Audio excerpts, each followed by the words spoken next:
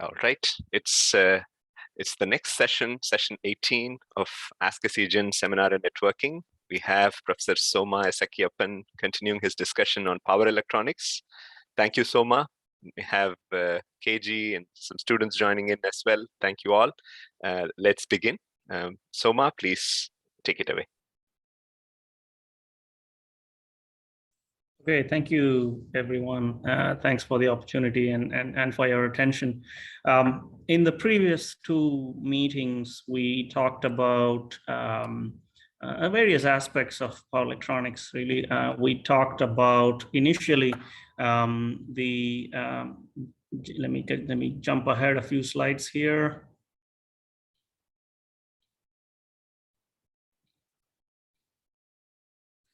So we started by discussing how power electronics is an enabling technology. It is present basically everywhere, both at what we call them load centers or points of power consumption and also power generation. So there are various aspects of our world that are being driven really by power electronics. So we started with the generation side, right? So there's a changing mix of generation portfolio, right? The sources which we get our energy, electrical power from keeps changing. That portfolio keeps changing, and we are seeing a lot more emphasis on distributed energy resources, renewables, etc. So the power system as it used to be, it was a strictly unidirectional power flow system. You had generating stations which would generate power and then transmit through a large high voltage transmission system. And then you've got substations which distribute the power through the distribution network to industrial loads, commercial loads, residential loads. But the new world, if you will, has become a lot more complex, in which you have a mix of generation technologies, a mix of transmission grid technologies, and then a mix of loads. And you can see on the left, you've got renewables, wind, solar, even pumped hydro for energy storage, batteries. And then on the transmission and distribution side, in addition to the AC and HVDC systems, now there are other formats, if you will. You've got MVDC, the medium voltage DC systems. You've got power electronics devices for power quality, such as utility storage, STATCOMs, SVCs, etc. And on the load side, we have large industrial loads, commercial loads, residential loads, and then increasingly we're starting to see more and more of transportation loads. And this can be public transit, personal transit, etc. So the power system, the world, if you will, is becoming more and more complex and more diverse in generation, transmission, distribution, and ultimately consumption. So we started looking at, and then we looked at one way of operating these DERs, and that is called a virtual power plant, in which all the distributed energy resources such as solar, wind, battery energy storage, what is called demand response systems in a certain geographical region. This could be a part of a city or a city itself. They could all be grouped and they could be made to operate as a unit. And of course, this includes the load center or the consumption on residential/commercial as well. This is one way of looking at DERs and one way of integrating them. So initially, you would need to have a prediction of how much generation will happen at a certain time in the future, and how much load is going to be on the grid at that point in time. Using all of this inputs, one could create what is called a dispatch schedule, and this can be broadcast to the generation systems. And the generation systems themselves. And like I said, these could be solar, wind, demand response controllers, and battery energy storage. They could generate those command or reference power levels at those points in time. So overall, from the grid's perspective, if you stand on the grid and you look inside here, this system inside this dotted line, it functions as if it's one power station. Like, that's the idea of a virtual power plant. It's not an actual power plant, but it is virtual. And then we started looking at power management and consumption on the load side. So the first load that we started looking at is lighting. And lighting is an area in which we used to have incandescents and fluorescent bulbs and halogen bulbs and things like that. Incandescent bulbs especially, they used to generate light by generating heat, right? So their efficiency was quite poor. And you see this LED light bulb on the bottom left, you have a power consumption of only 2.5 watts. And this in the past 30, 40 years ago, this would have been a 60 watt or 100 watt bulb. So you're potentially using about 50 times less power, right? So that's when it comes to lighting. And if you scale it up to an entire building or an entire city, that's a lot of power that is saved. So when it comes to LED lighting, LEDs, obviously they require DC current being driven through them. And we have an AC power grid, which means we need to have power electronics integrated into the fixture of the bulb to produce light, right? And this is one form factor, right? This is designed to fit into the traditional incandescent holders, but and this could take on different form factors. So this is what it looks like. This is one example. Obviously, you can see these chips. Their primary job is to operate these DC-DC converters to drive and regulate the currents flowing through these LEDs, because you can't just apply the AC voltage directly onto the LEDs. They require a controlled and regulated and current limited DC power supply. Right, so that's about lighting load. And the next item I would like to talk about is computation, right? And a lot of times people may not realize this. There are a wide variety of power electronic converters available for various different applications. So the converters that one might use for, let's say, to drive an electric vehicle, they are very different from converters for your cell phone or your laptop. So there is a different degree of miniaturization, different types of power levels, different types of regulation requirements, right? So one of the things that is driving this a lot in computation is miniaturization, right? So if you look at the miniaturization that has been happening in the computing world, you can see this progression on the screen. It used to be 90 nanometers, and at this point, if you look back, these things look huge. And from 90, it went down to 65, 45, 32, 22, and then 10, and I think right now we are looking at 7, and there may be research going on right now that is looking very seriously at 3 or 4 nanometer transistors.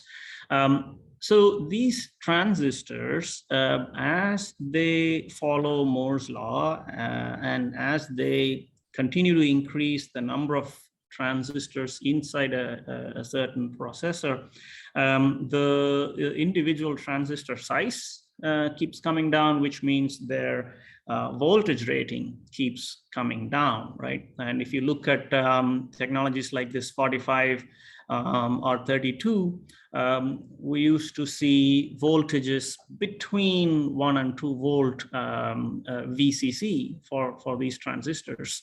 And depending on the power consumption required by a certain computer or a computing device, it could be in the order of hundreds of amps, right?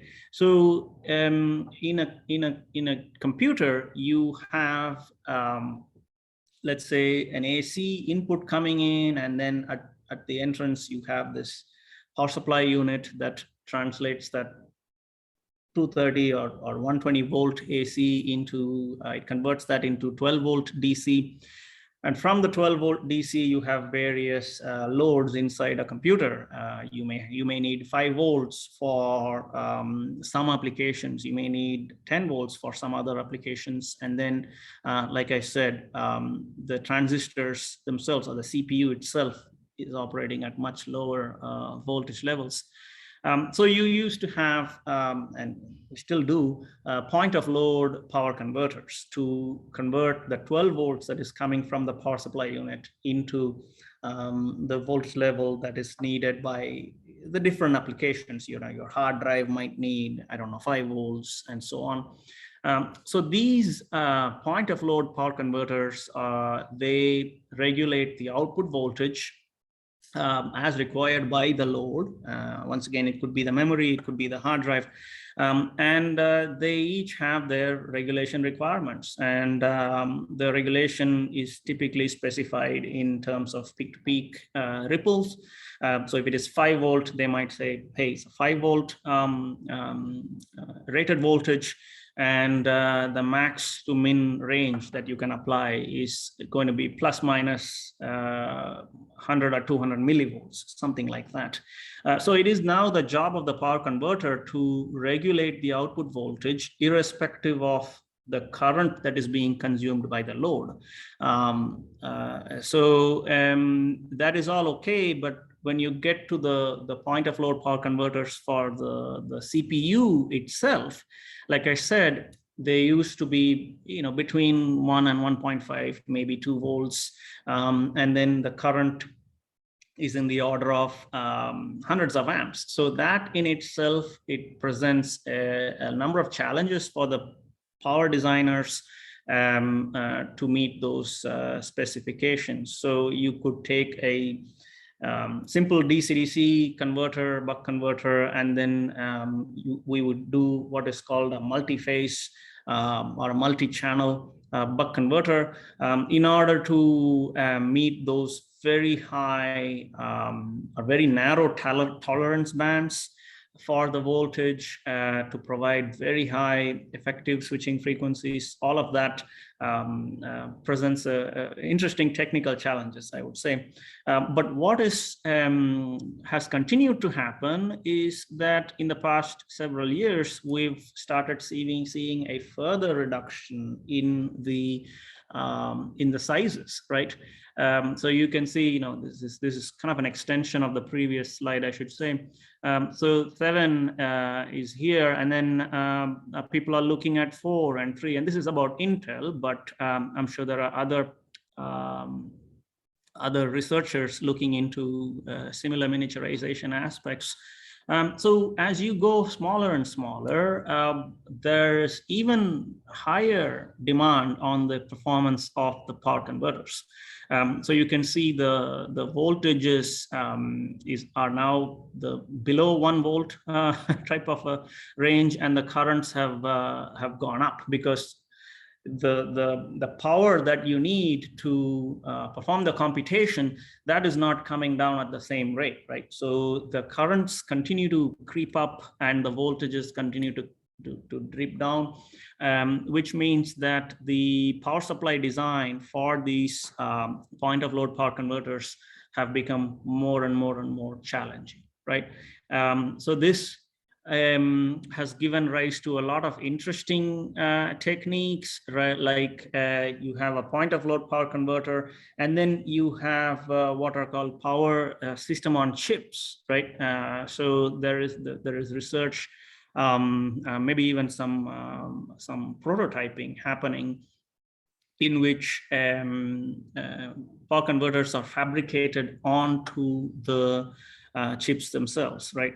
So there are a lot of challenges here. You need to integrate the control for the power converter and the power components themselves onto the chips. And usually these are fabricated in different fabs, different, clean room requirements, etc. But now they're all coming together on one chip. So this so-called PSOC concept, power system on chip concept, is a very interesting area of research at this point in time. So this is about the computing power requirements, and I want to pause and see if there are any questions from the audience members at this point. Any questions about this computing power?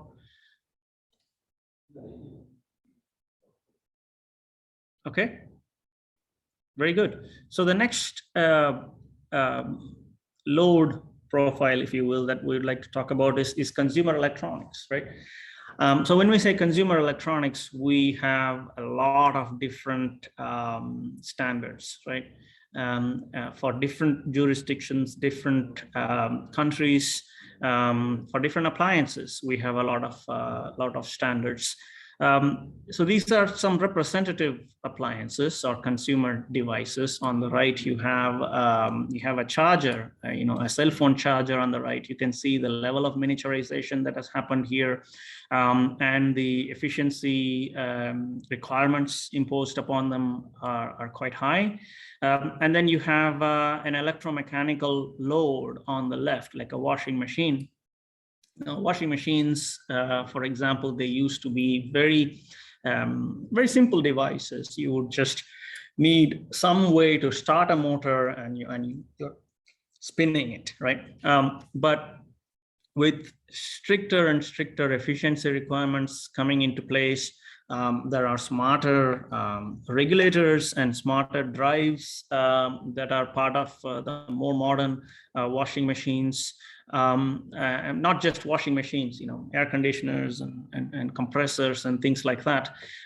So you've got an increasing number of units out in the world, and if the efficiency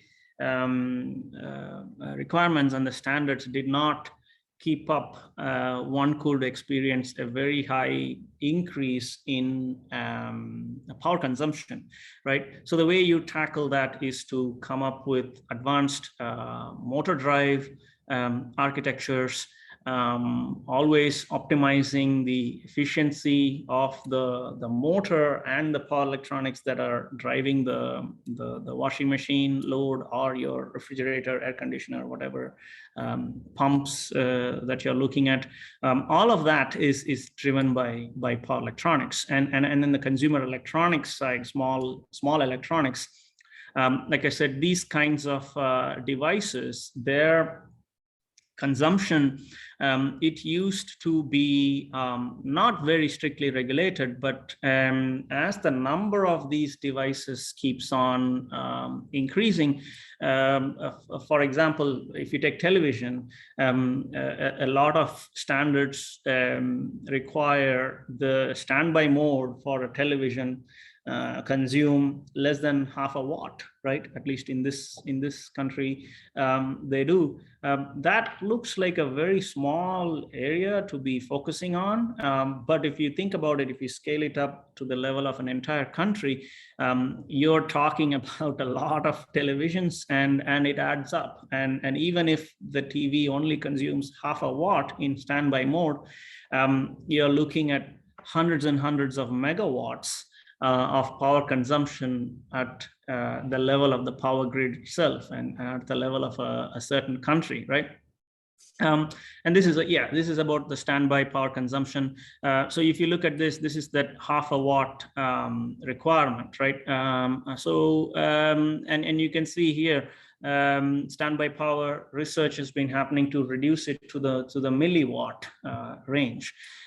So the idea is, if you talk about one device, it is not a lot of power at all. But as you keep on increasing the number of devices, it scales up quite a bit. And as you can see, a lot of research and development has gone into and is continuing to go into improving the standby efficiency, improving the operational efficiency also, not just standby, to give, first of all, the users a reduced power consumption.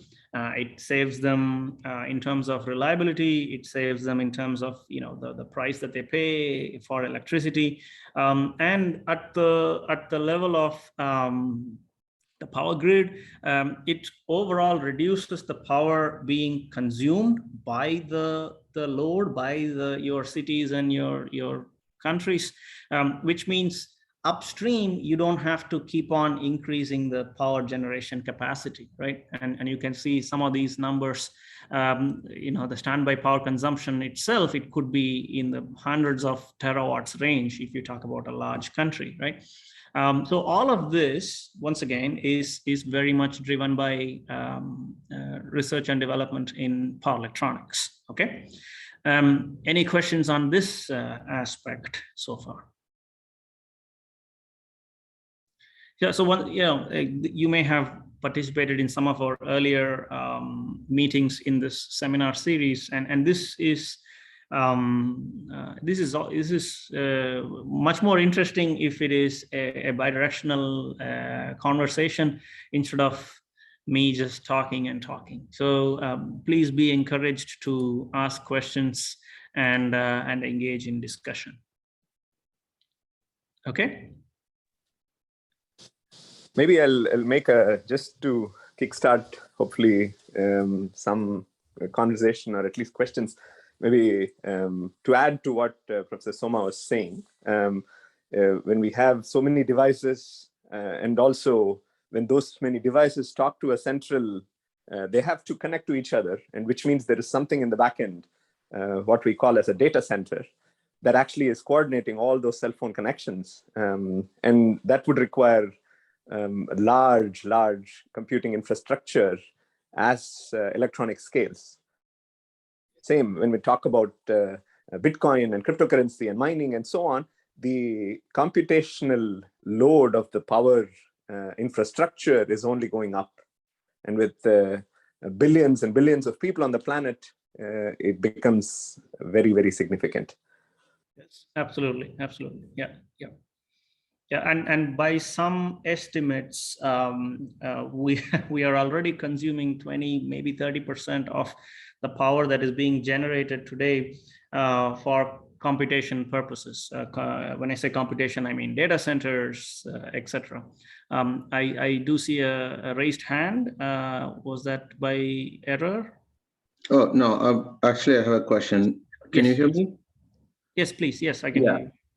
Just on this topic, right? Like, since power electronics is very close to also compute, right? Like, I'm just thinking in terms of how difficult is it compared to like a chip development versus a power electronic. It looks like some of these are underlying are same, but also it's a little different in terms of manufacturing and stuff. So I'm just trying to understand what is the complexity, say what would Intel do or versus the Texas Instruments do, right? Right. Yeah, so these are, so a lot of times this, and I had a conversation with Karthik very recently about this, a lot of times this becomes a push and pull between the computer engineering research and the power research, right?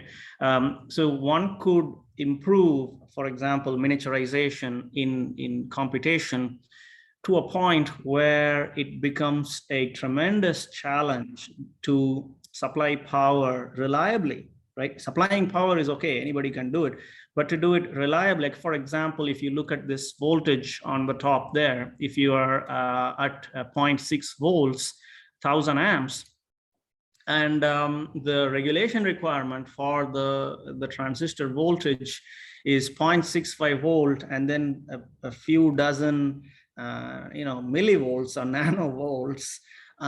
Regulating that using power converters is going to be incredibly difficult, right? And not only are we regulating the voltage, we have to process all that power. If you just multiply the two numbers on the screen, that's about 700 watts, right? So we need to process that power, and we need to be able to do that while shrinking the size or shrinking our footprint as the power converters footprint also. So when it comes to optimizing power converters, so the walls are continuously closing in. So this is a lot of a push and pull between the computer engineering researchers and the power people, right? So like I said, there could be a multi-stage approach. We could have a point of load power converter, and then there could be an on-chip voltage regulator, a VR to meet the needs of the CPU. So there are some strange, you start getting into some very strange issues, like, typically the power converter, if you open up a computer, you have the CPU and then you have a power converter, and things are becoming more advanced on the computation side, that if you put a point of load converter on one side, the distance that the lines take to reach the other side of the processor, that might be too long, right? So how do you handle such kind of system integration issues? So this is all very application specific. Karthik mentioned data centers. So this is about CPU point of load. And if you look at this chart here, you have this cell phone charger on the right? So a lot of it is application spec engineering, and then choosing from among the various power electronic topologies, one needs to choose the right power converter topology, and then go about, miniaturization or efficiency improvement. I don't know if I'm answering your question here, but the real answer here is that power electronics is, like I said in the very beginning, is an enabling technology, but there is a lot of application engineering that happens right before productization gets in. So it's very application specific. Yeah, thank you. And to add to what Professor Soma had mentioned, Soma KG is an expert in the EV industry. And as you know, KG, as well as Professor Soma, what we are all, when we are talking about it from the different angles as power electronics experts or computer engineering experts or electric vehicle experts, one thing that I think may be helpful for students to think about is see how interdisciplinary things are. I mean, when in college, we're siloed. There is one field that you study, but things are very, very interdisciplinary, because the laws of physics, whether it is, how much power do I deliver at, the laws of physics are the same across all these, what we call as physical constraints of miniaturized systems. So we have to all collaborate, and Moore's law is really not a law, right? It's human beings' collaboration and ingenuity. That is what's making it happen. So maybe a point to consider. By design, some of these topics are out of comfort zone for students who are maybe used to other topics, but really think about it and by design, because that's how the world is interdisciplinary. Sure, absolutely. And what we see on the screen, this kind of consumer electronics, or the next slide is about automotive, things which traditionally, the disciplines which traditionally did not interact or collaborate, they're all coming together when it comes to these new technologies. Like, for example, the consumer electronics space and automotive, which KG will be able to tell us. Things like machine learning are becoming front and center. So they are becoming very hot areas of research and development. And previously, like Karthik said, we were separated and siloed. People in, for example, computer science, they did not have a need to work with power electronics designers. Not that they did not want to, but there was not really a need. But even within power engineering, there were two distinct spaces, if you will. There was power systems people and then power electronics people. They really did not see a need to communicate with each other, and 20, 30 years ago. But now it's all becoming one big mix where there is no project that you can work on which is only one discipline. It's just not possible these days. So that's very, very good point, Karthik. So yeah, Karthik, you have comments? I just want to say thank you. Sure. So yeah, that brings us to the automotive applications, which we talked about. So there are several areas in which power electronics comes into the picture in an automotive application. I would say automotive, but it's generally speaking traction. So you see the train there. So even today, vehicles which use internal combustion, there is a lot of power electronics for the loads in the inside the vehicle or in the vehicle. The lighting, certainly, a lot of LED lighting happening these days, which is driven by power electronics, which we just saw. Traction is a key area, right? So the motors that are in our electrified vehicles, be it maybe a motorized bicycle all the way up to a train, this one here, they all have some form of a power electronic drive to drive the electric motor. And on the charging side also, there are various different formats. One is your typical slower residential charging, then goes all the way up to very high efficiency DC fast charging, right? So if you are traveling somewhere and you would like to charge up your electrified vehicle or an electric vehicle quickly, you need to have some kind of a fast charging architecture. And inside the vehicle, there is also battery management, right? So each of the lithium-ion cells in an electric vehicle, they are rated for quite a bit of low voltage and current, which means you need to connect them in series and parallel combinations to create this massive battery packs, typically 300-400 volts. And nowadays we are starting to see 800 or 900 volt batteries as well. So that gives us additional technical challenges to work with. But on the battery itself, once the battery pack is manufactured, we need to make sure that the current that is being supplied by the battery or the current that is being put into the battery is shared equally by all these different cells connected in series and parallel.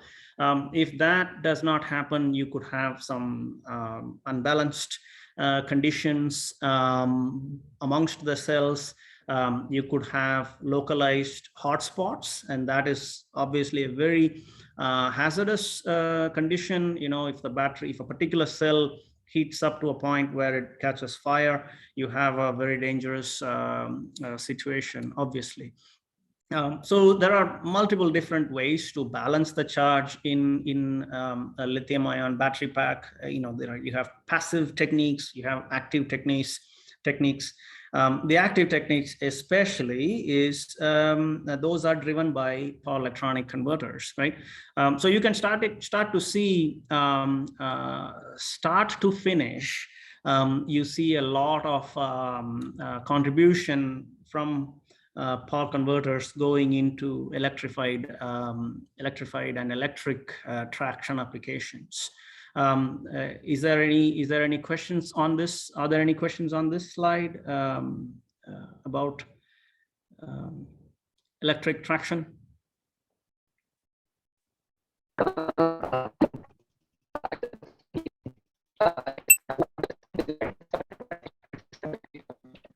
I'm sorry, your audio is a little bit poor. So if you don't mind, could you please type your message in the chat window, maybe?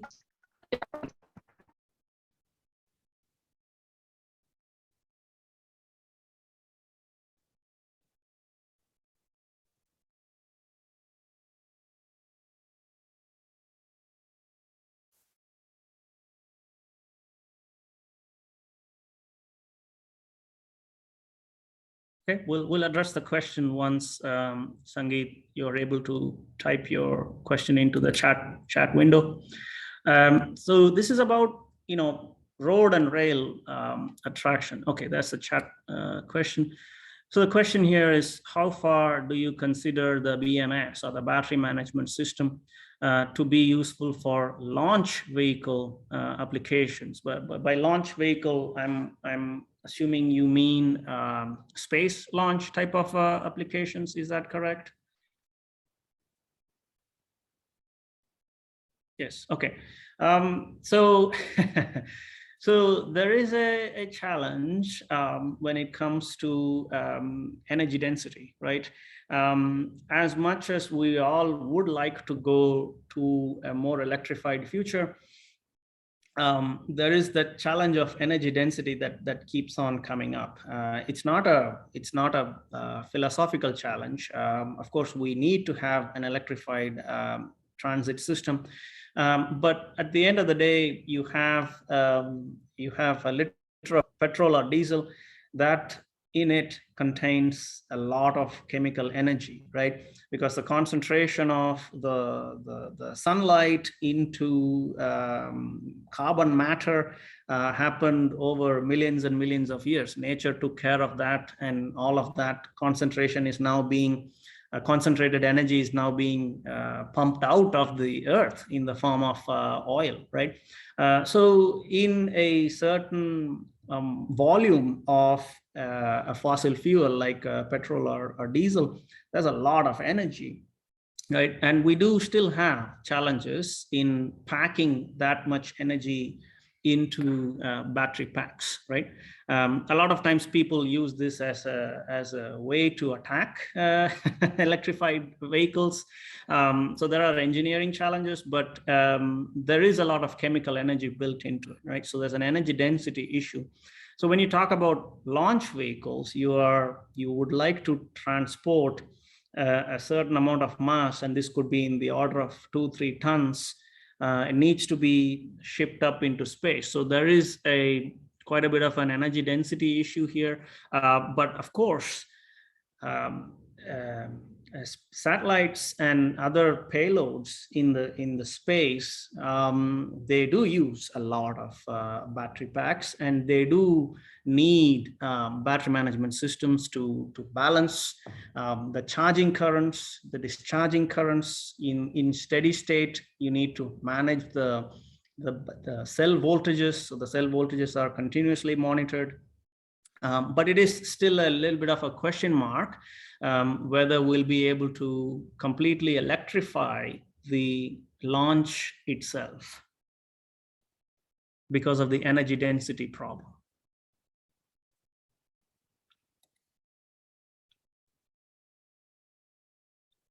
Okay. Yeah, if I may add something here, it's something I really read about recently that they've been using as applications in space, not necessarily for launching, because like Professor said, it's very hard to launch with it, but there is so many applications.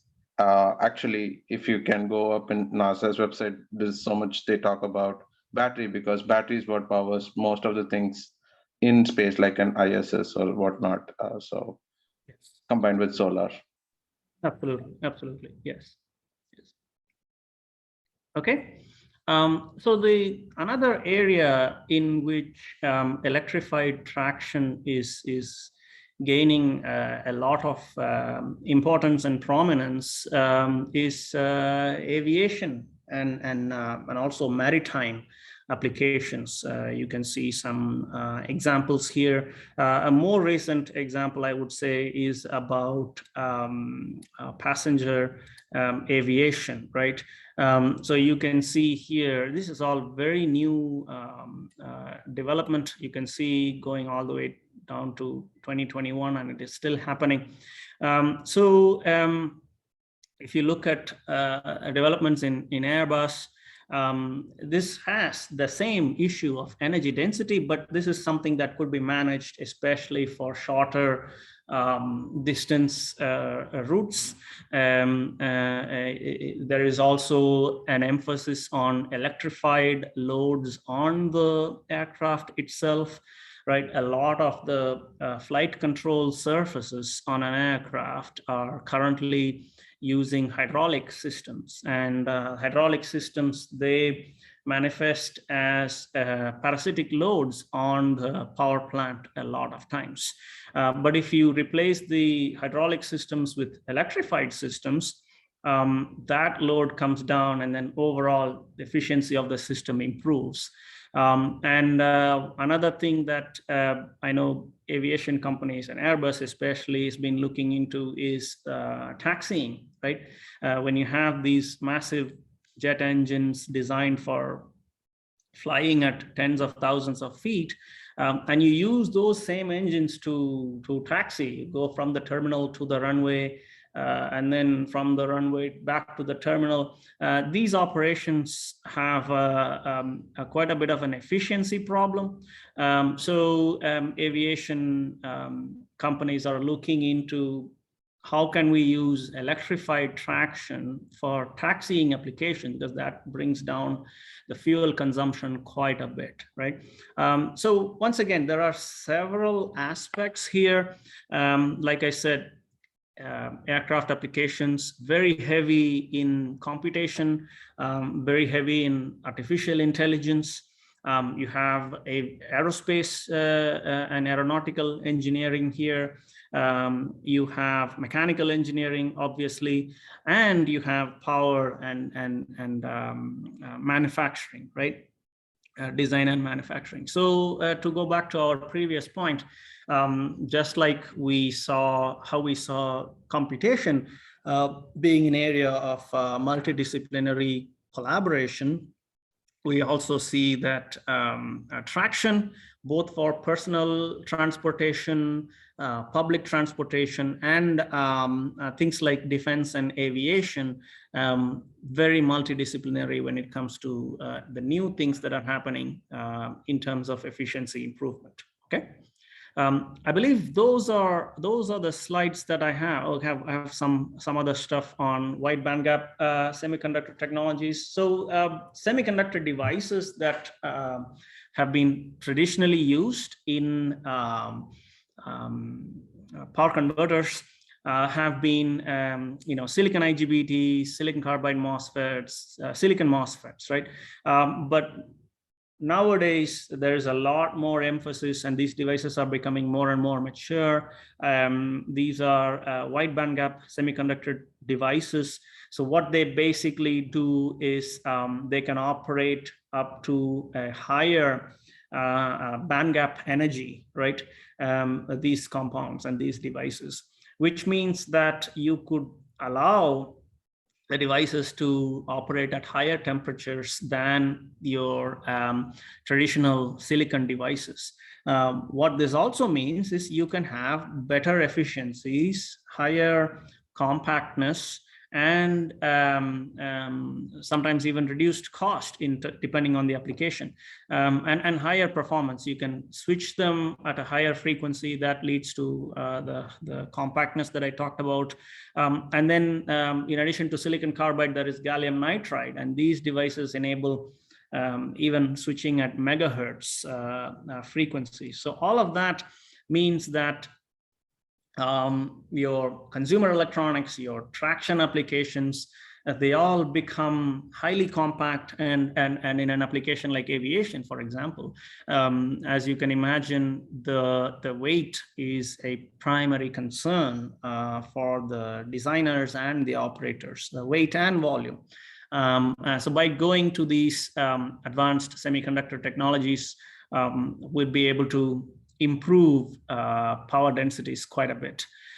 So based on all that we've seen so far, this is really a multi-pronged approach, right? So you have power topologies, of course, depending on the applications. Are you charging a battery in a vehicle, or are you driving a motor in an electric train? So these different applications require different topologies. And then you have devices and magnetics, right? So we talked about wide bandgap devices. There is highly advanced materials being used to create magnetic components like transformers and inductors. There is applications development. Part of our previous discussion, I mentioned a lot of this is very application specific, and application engineering is involved here. And then of course you have power converter control, and beyond this layer of converter control, and as I mentioned, there is a higher layer nowadays that builds in smartness, that builds in artificial intelligence, neural networks, machine learning. All of those come in as well. All of that drives basically power converter operation, control, improvements in efficiency. So all of that is happening in the field of power electronics, right? So that's this is more of a higher level description that we've had so far in the 3 lectures we've had, and I think in the next meeting we can have a little bit more detailed look at these topologies, converters, etc. Believe that's all I have for today, but we can talk about, we have I think a few minutes, and we can talk about whatever questions that the audience members might have.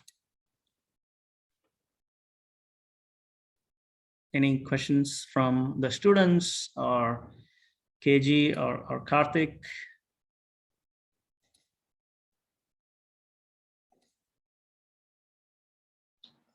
I'm curious about design to manufacturing of power electronics life cycle.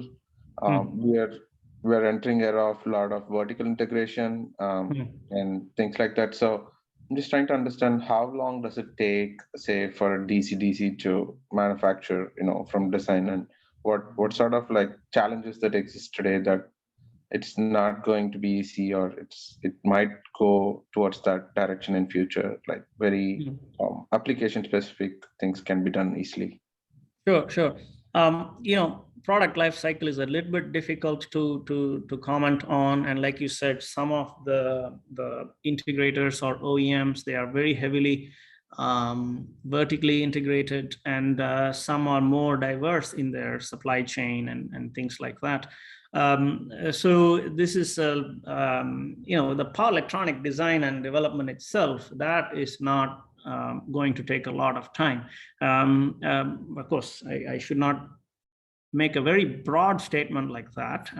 There are design challenges. It's not easy, but and there are so many unknown variables, as you mentioned. Vertical integration is happening, but at the same time, there is you could end up with having some single points of failure in your supply chain, and that could kind of throw your operations into a spiral, right? And it helps to have some form of standardization for that reason, right? So then you can diversify your sourcing, and you can make sure that your time to manufacture it comes down, and you don't end up with, you need 100 parts to build your power converters, and you have 99. Because of that one part that is not available, you're very much stuck, right? So there is a value in diversifying your supply chain, I think. But to your question, just designing the power converters themselves, to specification, testing, validation, and then design for manufacturing, all of this, it should not take more than a few months, I should say. Yeah, thank you. I was looking for that perspective. Yeah, but I want to be careful here and give you a qualifier, for example. And when we looked at this slide, I said, traditionally you have 3 to 400 volt battery, but nowadays you see even finished products coming to the market which use a battery voltage of 800, 900 volts. So that gives rise to a lot of other power converter design challenges. So the traditional silicon devices, they may not be useful anymore. So you need to go silicon carbide, and even silicon carbide, as you go up further and further in battery voltage, and there is benefits to going to, when it comes to going to higher battery pack voltages. But in order to use that battery pack, you need to have better or higher voltage power converters, which means you need to go silicon carbide, and then there are topologies that you need to explore in terms of multi-level, etc. So all of that could expand your timeline, right? Because some of it might still be in research level. Yep, thank you. Okay. Sure, very good. And I think we are at a good spot to pause here and see if there are any questions from the students. And if there are no more questions, I think we can meet on Thursday. Is that good? Thank you, Soma. Yes, that would be great. Thursday is the next session. Students, in a couple of days, same time. Thank you so much. Okay. I will stop the recording now. Thank you.